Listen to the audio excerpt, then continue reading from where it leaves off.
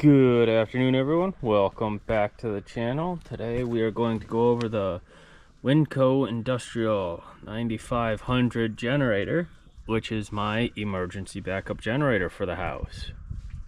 Now, I typically store this in the garage where it is all year long, and then 3 or 4 times a year, I will come along, I will go through and do a full inspection of it and let her sit and run there for 15 minutes just so she gets some use in. So I use up the fuel in the tank and just as a test run. 2 or 3 videos back you heard me doing that while I was doing one of the walk-arounds checking the drainage. So today I'm going to go through what I actually inspect on this. So first things first, I always have a battery tender on the battery on it, and then when I do my inspection I'll bring my battery tester out and actually test across the terminals and put a load on it with the battery tester. I don't have it right now, I should have grabbed it, but I don't. That's the first thing I test, and I always keep the battery tender on it. That way I know where my battery tender is if I need it and that I have a full charge. Next thing I check is the oil. We are on a slight incline right now. I wanted to get some sun, bring this out. I'm probably going to wipe this down later before I stick it back in. But the oil stick is right here. Nice, clean, clear. Like I said, we're tipped a little bit this way, so it's going to be a little high. Now, the hour meter is over here. We are at 59.3. Let me see if I can get you to focus on that. And so at 60 hours I'm going to change the oil filter, and then doing it 15 minutes I get about an hour a year on a good year when I don't have to run it. And then if I have to run it if I do that, then every 10 years it'll be 10 hours on this thing. So it's well worth changing the oil before then, probably every 5 years. But if I do run it, typically it's 3 or 4 times a year. We'll run it for 5-6 hours. So if I change it every 10, if I don't run it for actually charging the house, I'll change it every 5 hours. If I actually charge the house, maybe 10-15 hours, depending on how long I've run it to charge the house. One thing I'm going to do while I'm uploading this video is, same as the air filters for the furnace in the house, I'm going to put a sheet right here that says when I ran it, why I ran it, and for how long I ran it, so that way I can keep a better track of that. That's one thing I need to upgrade on this. Second thing I'll check is key. It's key work. I'm not going to turn it on right now, but I will take off and take out and inspect both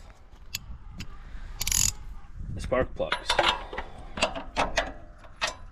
I will leave a link in the description, well, not a link, but notification in the description below for what type of spark plug it is.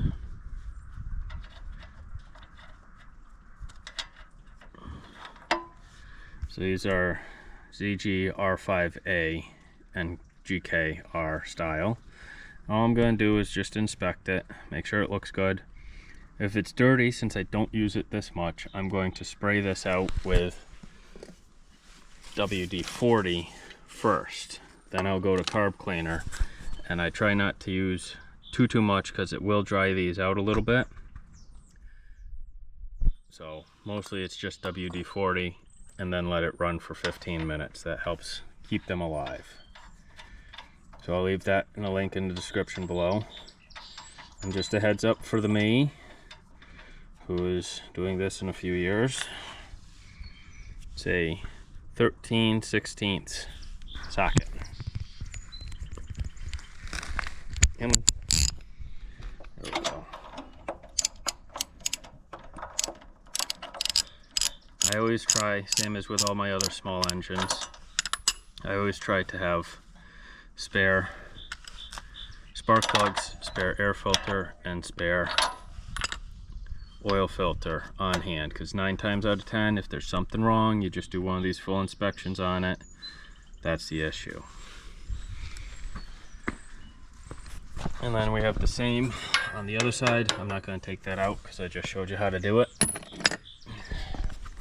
Next thing, if we are changing the oil filter, since we checked it, it is right here. It's an LF 240 Hastings.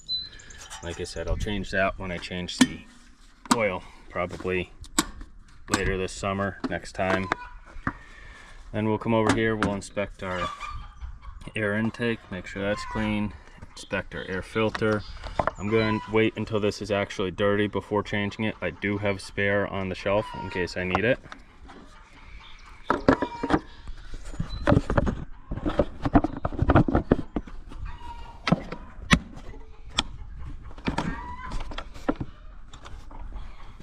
Hang on.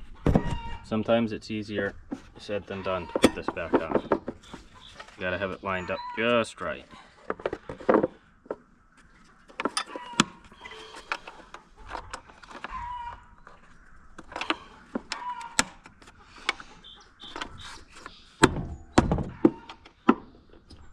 Alright, what are you getting caught on?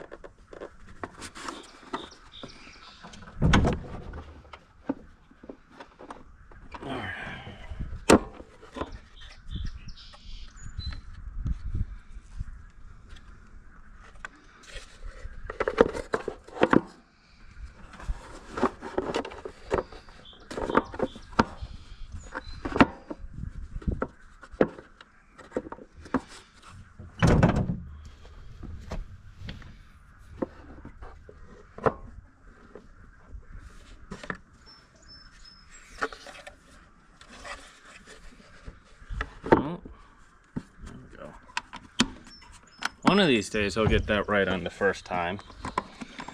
It obviously is not today. And then I will just turn her over, let her run. If you guys are looking for it, the fuel filter I have is right here. It's just a standard small engine fuel filter.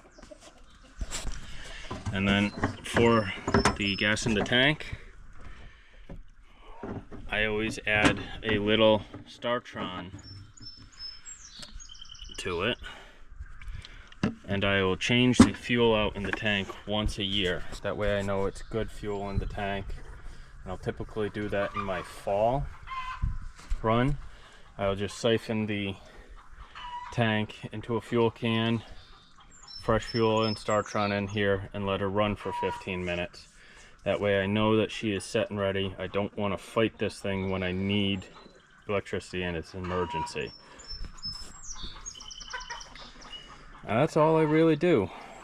I just feed her into from that using this cable back in and down to my emergency generator breaker in the basement. So any questions, comments, concerns, I will leave notations for the oil filter, air filter, spark plug, and fuel filter in the description below. And I will make up a sheet for that to record the hours like I want to. I'll leave that in the link below. And then same as my other sheet for small engines and equipment around here, when I fill out, I will fill out when I change the oil filter, etc. So springtime, but it's never too late to prep for winter. I hope you guys are all staying safe and have a beautiful summer day today.